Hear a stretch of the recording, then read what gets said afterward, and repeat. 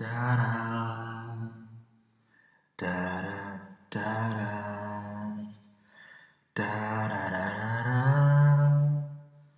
da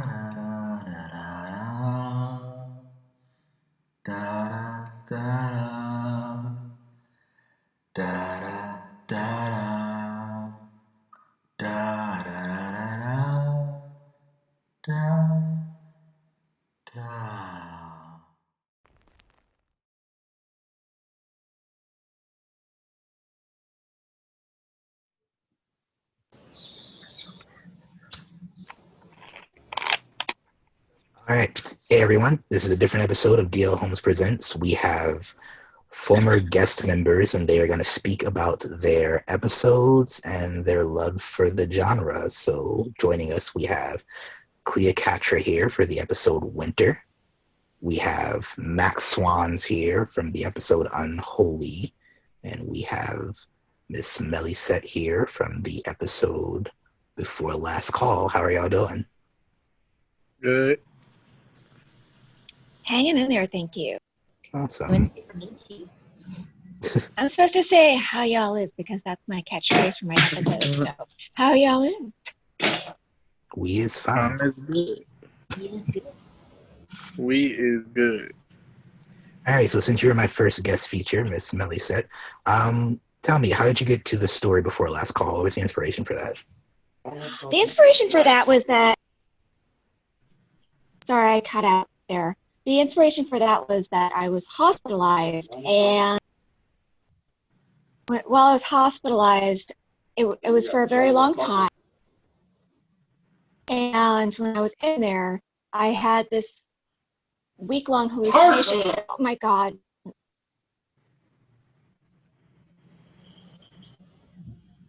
Yeah, I think Miss Melissette's having some technical difficulties.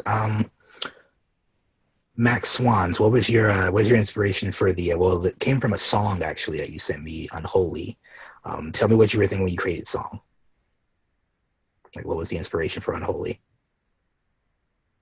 And things actually. I remember like when I first had the idea of making a song like that. I had like my first job at a food restaurant.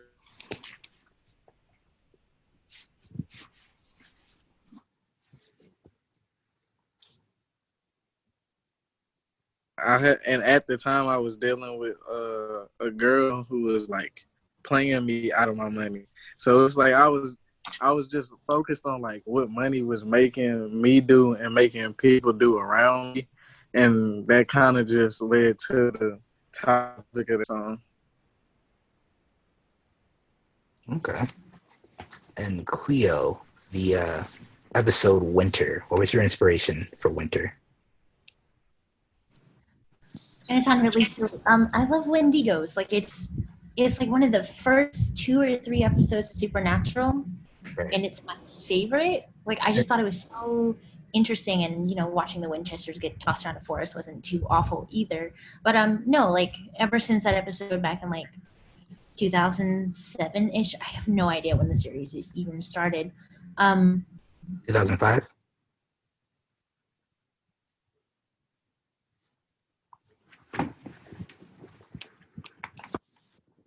Needed to write something. All right. Hi, sorry I got cut off before. There was some stuff happening at the house, so I had to have a little change of venue, but I'm here now. Oh, hello. Welcome back. Well, we've just been describing guests for what inspired their episodes. What inspired my episode was that I was in the hospital for a very long time. I was in a coma, and when I woke up from my coma, there was a very strange hallucination.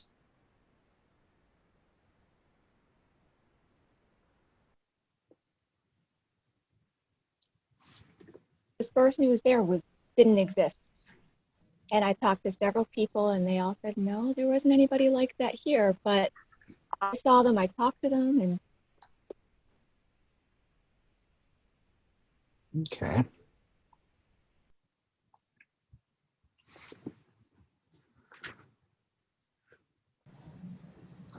All right. So, interesting thing. I have the three of you here. Each story dealt with different elements. We have Before Our Last Call, which kind of dealt with the afterlife and the specter. We have Winter, which we dealt with a very classic cryptic creature, the Wendigo, and then we have Unholy, which dealt with a jinn, a wish-granting demon or deity, depending on what your religious affiliations are. So, how do you all feel about supernatural creatures? What are your thoughts and beliefs on that and their place in the horror genre today? I think they have a very strong presence and they're not going anywhere. We welcome really incredible entertainment and storytelling as we've seen. And I know that Tim's not here, but Tim is somebody who was also featured in one of the episodes. And I work with Tim, and he is a very talented writer, and all of his stories lean toward the supernatural, and it's a lot of good versus evil. And I think that anytime you have the good versus evil element, you suck people in because we all we all sort of go through that at some point in our lives where we're trying to figure out who we are as people. And we think maybe we're evil when we're trying to figure it out when we're younger and we don't know what we're doing. And so I think it touches us in a different way. Agreed.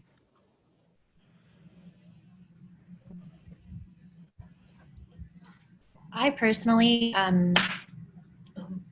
really like monsters.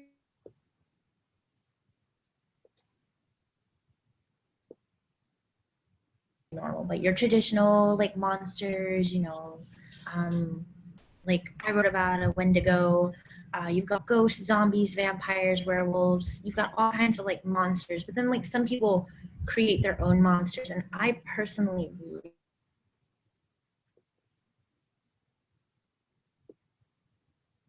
with it. And like Melly said, like monsters aren't going anywhere. There will always be supernatural creatures and monsters in stories.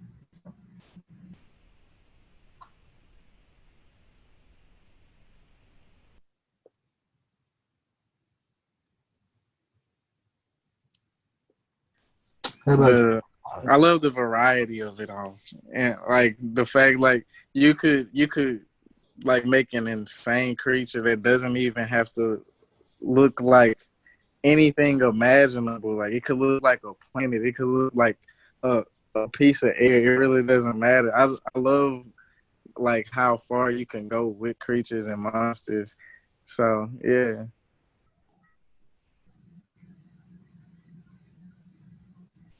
We have a special guest there, I see. Oh, we did. Is that one of the supernatural creatures? He's supernaturally mean sometimes. No, this is Son. He a baby. Say hi. He's just crying. Goodbye. Okay. He started coming my kneecap a minute ago. It really hurt. So personally, as artists, what draws each of you to the horror genre?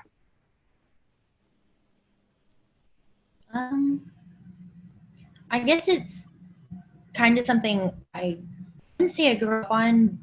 In a way, did like when I was really young. I used to read Babysitter's Club, but from there, like the thing I remember reading after that was Harry Potter, and I read all of the Harry Potter books, and then like from there, it was kind of like the fantasy genre really pushed me into the supernatural, and then the horror genre. I read so much Anne Rice in high school. I'm not gonna lie, a lot, and like Dean Koontz and Stephen King, and it was just kind of like I don't know what exactly drew me. It's just kind of where things wound up. Was in horror, in the fantasy and supernatural kind of stuff.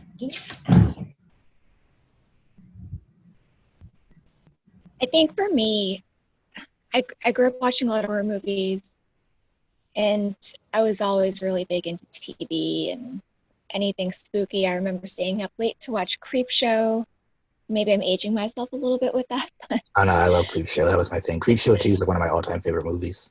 Oh, Creepshow was just fantastic. And when I was very little, I can remember Mom had this book collection, and she wanted us to start reading old books.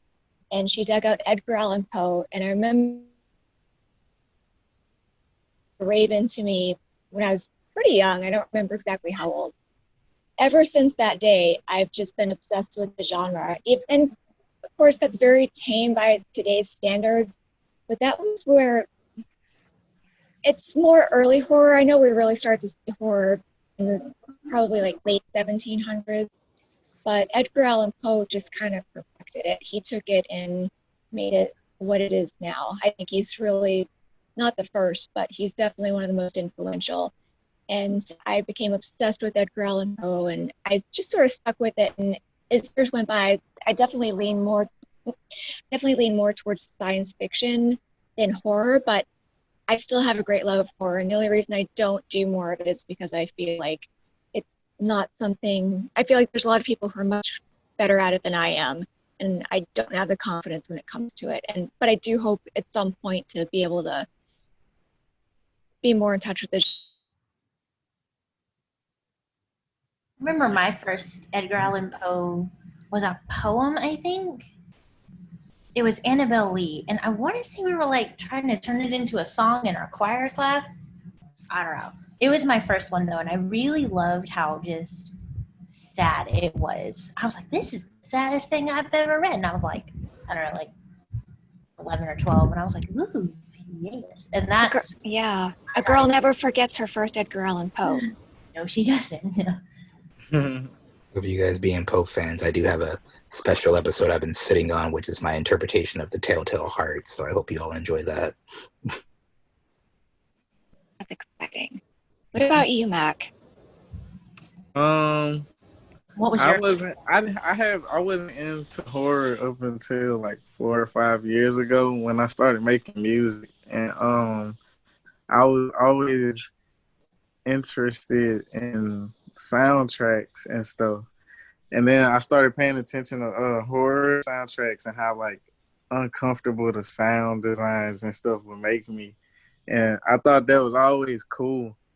So then I guess paying attention to that, it kind of forces you to follow along with the story and appreciate the story more and all the like layers of telling the story of horror and how you can make a person feel scared in a million different ways. So yeah, I kind of incorporated that into Unholy.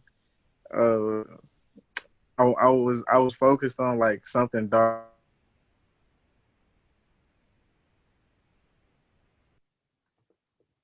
People like John Carpenter, and I guess to a degree Bear McCreary. He's sort of like the foremost composer right now for film and television, but his style is a little bit different than John Carpenter. You hear John Carpenter and you immediately know that that's John Carpenter. Yeah, that's my guy. One of my favorite bands is Gunship, and they do a lot of stuff there with John Carpenter. I think one of his favorite songs is Techno Noir, and the forward is by John Carpenter. And you're right. But what were you saying, Max? Sorry. I'm familiar with John Carpenter, but who was the second guy you said? Bear McCreary, he wrote the theme song for The Walking Dead, and he's done the theme song for Outlander, and he pops up in a lot of stuff now. Not so much like a John Carpenter, but Outlander is, even though it's considered historical fiction, it's also very sci-fi, and there's some bewitching elements.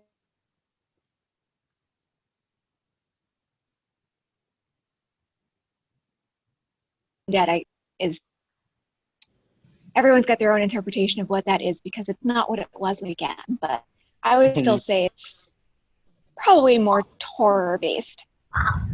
Yeah, I'm definitely gonna look into him though. Okay. So we just talked about like music and everything in a genre. So as writers, I always question. I've had some people say, "How do you write with a soundtrack?" And I've had some people say, "I can't write without music." How big of a role in your creation process is music? Because I personally make a soundtrack for like every project that I have.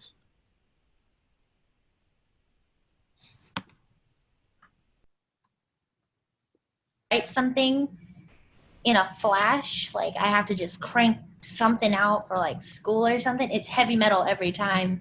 But as far as just like casually writing, I write in silence. I have no idea how to do that.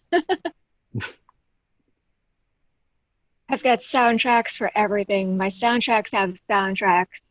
I've got car ride soundtracks, road trip to here. I'm going to a convention playlist. And I have them for my books, and I broke it down even by character at one point. But my phone got too full, so I had to do some deleting. But I'm heavily inspired by music. And I can tell you what album I was listening to when I wrote what sequence. It's that important to me. But some people, their music's their religion and their inspiration, and I guess I fall more into that realm. I listen to music a lot in the car, but if there was one playlist I had to pick for writing, it would be this one on Spotify. It's called Southern Gothic. I don't remember the creator of the playlist. I found it on Tumblr like years ago. But it's a really great playlist. It mixes a whole bunch of kind of like, I wouldn't say Western, kind of like a weird folk music kind of station, but it's also very, as the title implies, gothic at the same time. So there's like a hint of romanticism in all of the songs. It's a really good playlist. Yeah, I have like 50 million playlists. I'm the same way. I have a playlist for everything. Literally, like I have a playlist for going to a certain city. I have a shower playlist. I have a sleeping playlist. A random car ride playlist. I got an Uber playlist. I got so many playlists. There's like you can have a soundtrack for anything, and you gotta keep making playlists like daily because you have new experiences. So you want a new soundtrack for that experience, and you just keep racking up playlists. It's just crazy. But that's true though, because just today I was listening to the new releases, and a lot of them are pretty depressing. We don't really have a lot of feel good music right now, but there's a new track by the Flaming Lips, and immediately I heard it, I was like, that's gonna go on a playlist. And I'm in a different stage in my life than I was when the book started, and because my book's been getting written for years, but the playlist has evolved so much and it's changed through the different stages, and it's sort of changed with me. But even as you mentioned, you do different things. You need a new playlist. So Yeah, every time, never fails. I feel really left out. I don't have any. I have a playlist of my liked songs. That's it. That's all I do. Everyone's I'm gonna great. have to give you some homework. Yeah, I'm always up for music suggestions. You should definitely listen to Mack Swans when you write, though. Seriously? Honestly, I was listening to Unholy and I was like, I should write a story to this. And then like I was like halfway home and I was like, you know, somebody already did that. Yep, and that was me. So that was a different experience. So this question is directly for Max. So you compose, you create it, you do all your stuff, you produced the track Unholy. How was that seeing that translated into a horror story? Like, what was that experience like? That was pretty insane because I have no idea like how my music can affect somebody. And like you making a story out of it, especially a horror story from like what like it was inspired by. It was mind blowing. First of all, like you had some of the most disturbing sound effects and noises in that video ever. Like it was amazing. It was amazing. I really liked it. So this is for Miss Kleio here. So taking your love of Wendigos, your inspiration, as you said, watching that episode of Supernatural, which was a good episode. That series has gone on for a very long time. What was that like finally sitting down and saying, you know what, I really like Wendigos? And how did you pick what lore and mythos to include in your story, since the Wendigo is a creature that's in many different tales and many different stories? There's creepypastas like all over the place. So how did you come up with your mythos for that? So honestly, I just did like some light Googling, which is what I normally do, is just some light Googling. And at first I hadn't even settled on a Wendigo. I knew that I wanted my story to take place in a forest up north, like in the mountains. And from there I just was like, what kind of, like lore and myth do we have going on in the, like northern states? What's up there? What's going on? And as I was scrolling, I saw a Wendigo, and I was like, that's my favorite. So I did a little bit of research, and like, what do they normally look like? Where do they come from? What do they do? Like, and then it was just kind of putting all of those little pieces I liked of each part of the myth together and creating mine. I feel like I was still pretty traditional about it. Like, it was a rotting monster with a deer head and just like stuff hanging from the antlers, like being eaten from the inside out, which I always thought was a very good way to write a monster like that, especially a monster that's, kind of spawned from like cannibalism and greed, and now this monster is literally being eaten from the inside out. Okay. What? Very visceral. Love it. Miss Melysette, quick question. So, before last call, great story. There's a lot of elements to pull from there. You pull from personal experience, but it does seem like also the story takes place in New Orleans, which there's a lot to be inspired by in that city. So do you find that you got to play with a bit of the fantastical there? Did you research a little bit of like lore and stuff there? Did you kind of just go straight from personal? Or what was inspiring about the city, and how was that taking a personal experience that you had and kind of making it this story? Well, I am a northern girl, and when I was going through my medical drama, I was down south. And I did not know that much about New Orleans and death. And death is very powerful in New Orleans. It's not like anywhere else. They celebrate it, and it's still sad, but people get together and they embrace, and they just have parades in the street, and they do the second line. And that wasn't anything I knew about, except one of my hallucinations. I was on a lot of medication, but one of my hallucinations, there was a jazz band outside my room, I swear. And when I got out of the hospital and I found out about New Orleans and jazz funerals, it really like gobsmacked. If that's a thing, oh my goodness. So I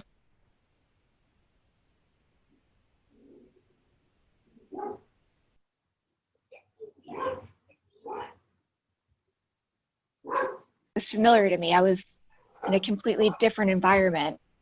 It kind of messed with my head a little bit, but not in a bad way. Just your mind's going to wander when you're not in a place that feels like home, and anytime you're out of your element. And I think that maybe that had a lot to do with it, because I was trying to figure out at the time where I was and what it meant. What was it going to be moving forward? Was I going to die? Because that was still a question at the time too. So there were a lot of things running through my mind, and I just kind of pulled from that when I was writing the story. And it was pretty difficult, but it was a great way to bring some closure to something that was hard for me. Okay. So each of you had 3 different creative experiences, and this isn't all of yours here, but just in your personal experiences, or even with the episode, as you said there, transformatively, would you say, this is a statement that the horror genre in itself can be a transformative experience, like writing about fear, writing about terror in that sense? I think all horror stories are about transformation. Literally, you have characters who start in one spot and end up somewhere else through trauma. Normally, something horrible happens. Like, that's why his horror, something scary, like, Texas Chainsaw Massacre. That would change people. That would change me. Whatever the antagonist is, horror is about change and transformation. And the fun thing about it is it's not always the kind of transformation you would expect. So. Okay. For me, horror is very meaningful because there's a lot of horror in life in general. And it's not necessarily the monster in your bed. It could be the monster who's living next door. And we hear about things every day that I read a quote somewhere, and the person said that one of the most effective horror things that you can write is something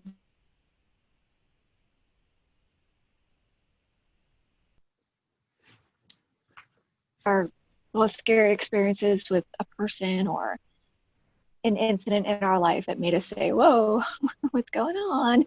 And just sort of freaked us out. And if we can tap into that sensation and bring it out, they're going to experience that with you, and it's going to be meaningful. And I find that horror fans are so dedicated and loyal, and they're extreme.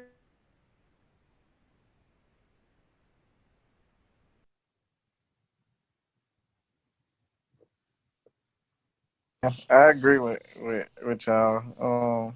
Horror, like, it's definitely very meaningful, and it impacted my life a lot, especially when I started watching it more, like more avidly. Um, I started like becoming less scared to do other things. Like the more horror films I watched, the more I just like overcame other fears in real life and reality. And I guess it kind of like made me adjust things. Just watching movies, like they influenced me in so many different ways. I really feel like horror is a very powerful genre. It can do a lot of things. It can have a lot of negative effects too, but there's definitely a positive side to horror as well. I agree. All right.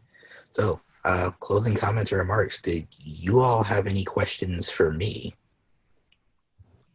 Why are you fading into your background? I am neither here nor there. What inspired you to do your YouTube series? The global pandemic and bored. No, I'd wanted to do it for a while. I listened to a lot of spooky YouTubes. I love Mr. Nightmare, Southern Cannibal. There's just I'd for a while played with the idea of doing a YouTube channel and doing something different with my writing. And I love shorts. I love anthology horror. I grew up on Tales from the Crypt, Tales from the Dark Side, Creepshow. So I've already published the Seemingly Strange and Unusual Tales series, which I co-authored with Tiffany Pennywell, and that's a collection of erotic horror stories. But I didn't want to just write erotic horror stories. Like sometimes I just think of a short, creepy story, and the question became, do I just write a book of just short, creepy stories? Because I could do that probably for the rest of my life. And I wanted to do a different medium with some visuals. I like photography, I like visuals, and some music. And this also gave me the opportunity to work with some awesome artists like you all. So this just seemed like, boom, perfect thing to get everything done.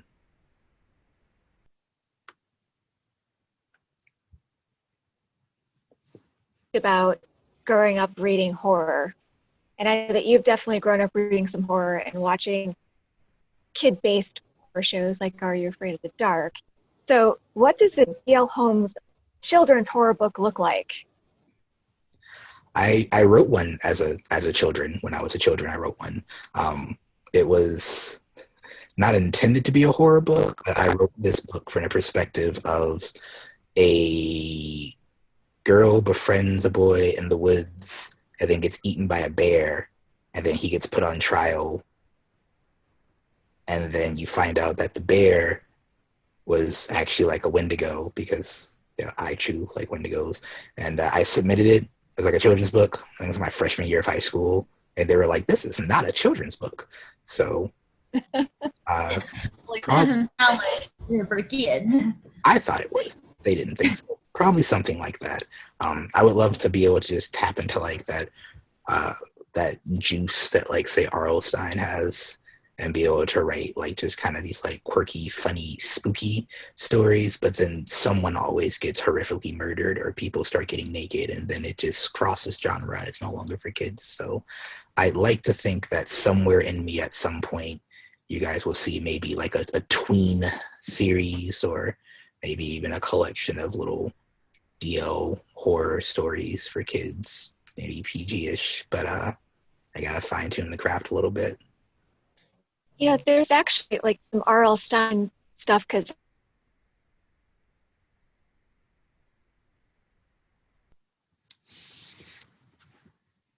what I saw it as an adult. I didn't watch it when I was young, and I still think about that episode, and it freaks me out. It's the girl with the mask, and even now thinking about it, I'm like, oh my gosh.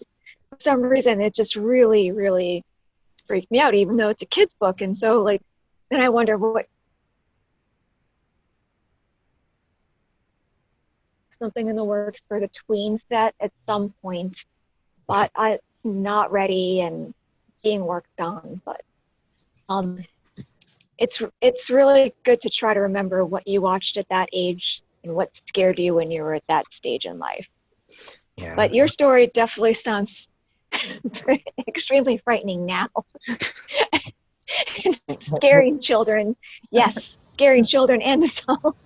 Well, that's why I didn't get picked for the children's book when I was a freshman. So I have a question, but it's kind of just like not related to this, but in a way it is. Because you guys were talking about Goosebumps. Do either one of you know what the story was called? It was this family of four. It was two sisters, mom and dad. They moved to this place, like Darkness Falls, maybe. I don't even remember what it's called. They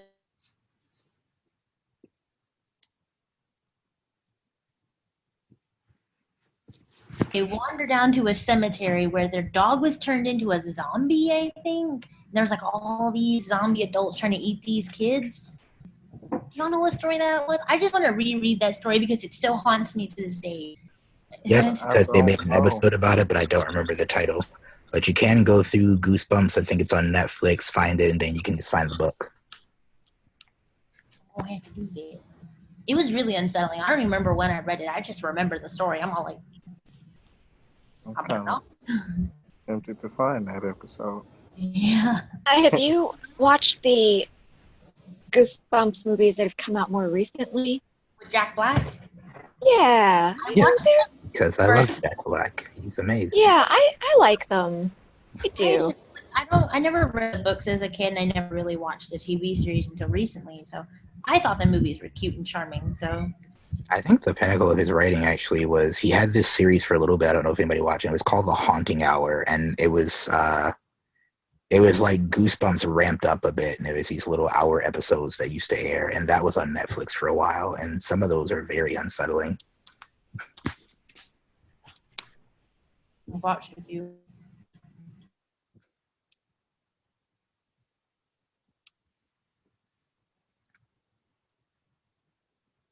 Who just, for whatever reason, love horror.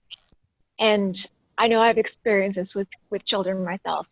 And it's really cool to be a horror fan and see kids organically gravitate towards it. It is. And then you try to, it's exciting, but then sometimes they're super young and you're like, well, where do you start a kid in horror? And the only thing I could ever think of was the Leprechaun, because that seems like the most obvious choice, right? Right. But if you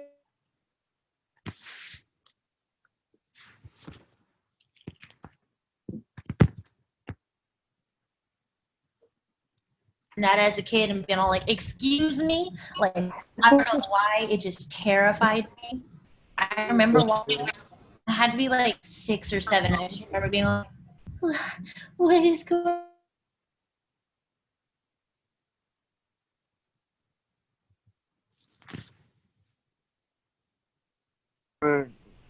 I would either start kids with Tales of the Hood or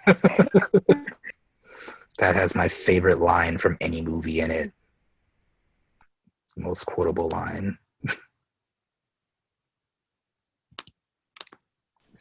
scared me as a kid, even though it probably wasn't supposed to. I mean, it's just some things that turn alive and are supposed to be alive is just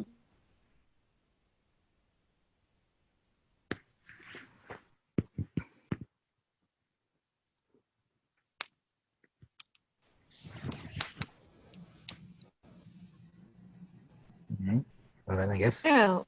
I did not. I don't think that there's a specific horror movie from when I was a kid that stands out. I just remember me trying to sneak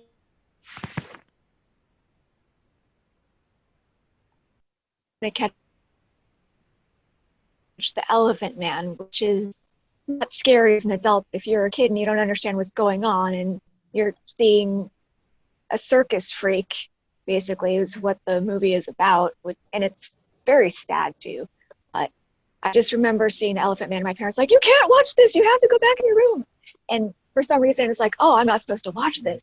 It must be scary. And I just became completely obsessed with it.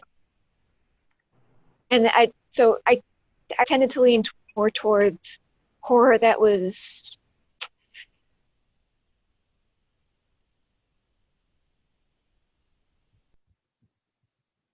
I think we all have our thing that we like, so that's kind of mine.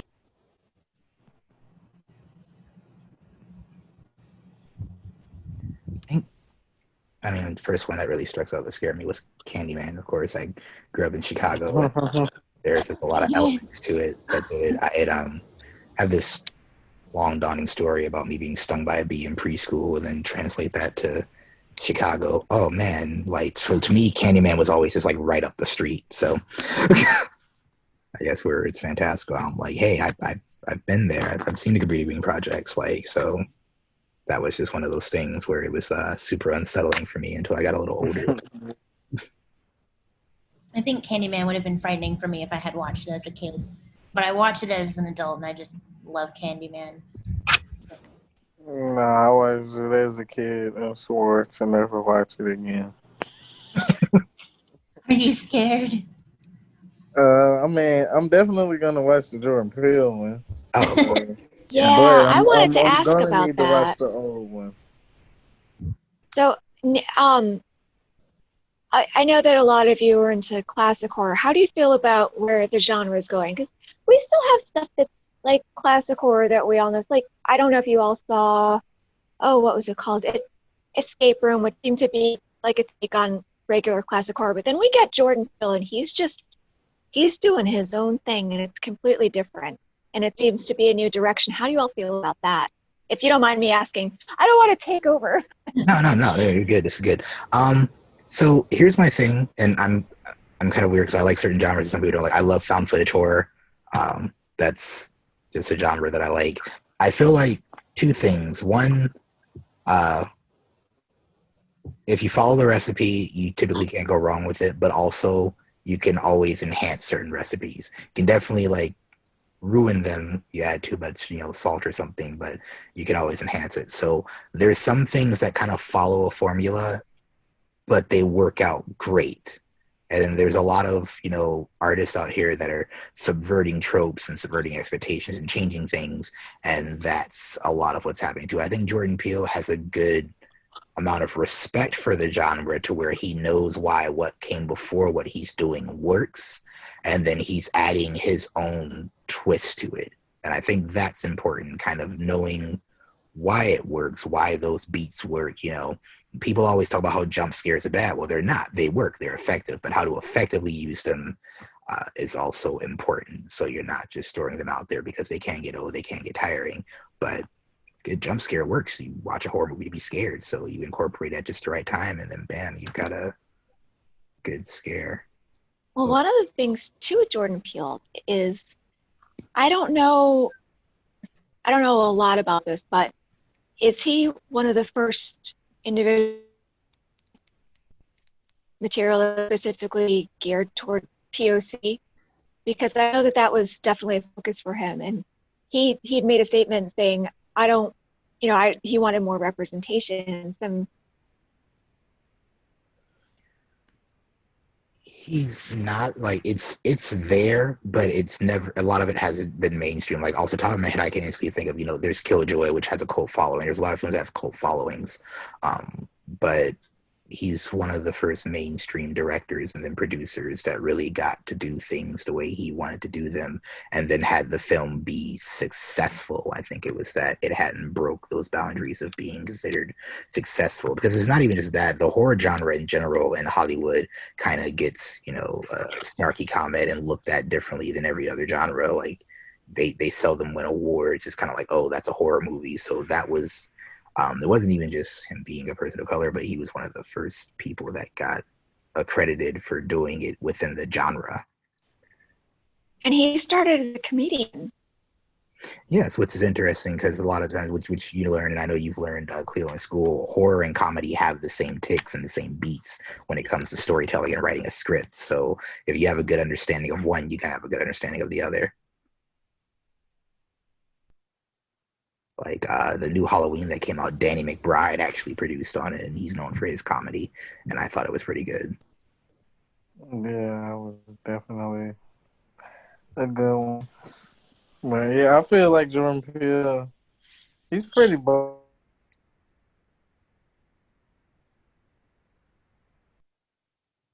Isn't like make believe horror all the way. It's like something that you can actually experience in a way. It will based off of something.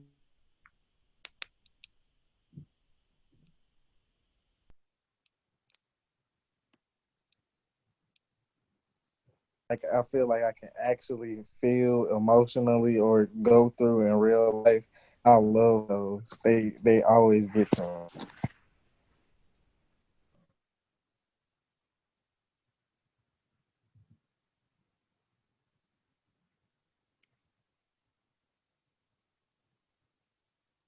As a kid, growing up in the South with parents I had, watching, I had never seen Tales from the Hood or Candyman.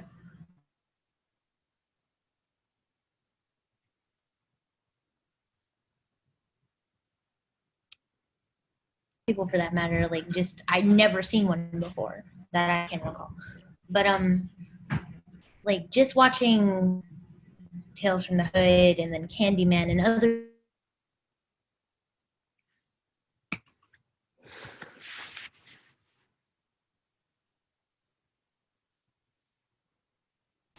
I won't say he's not doing anything new, but what he is doing is taking a fresh take on things that have been done in the past and just kind of making them, well, not kind of, definitely making them relevant.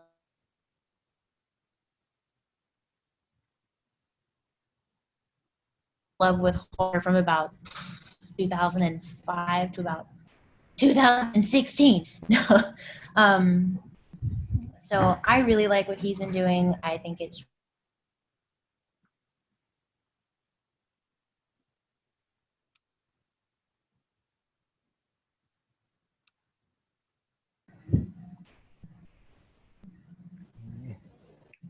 Well, with that, again, it was great talking to all of you. It was great working with all of you. I hope to see you in this next half, if not in this next season. We're 12 episodes in. We'll do 12 more before we wrap it up. And I hope you all have a great night and we continue to be able to work together and in your individual and everything. Good luck. Of course. Thank Have you a very good much. night, everybody. You too. Thanks for having us. Of course. Thanks for bringing Yes. Thank you so much.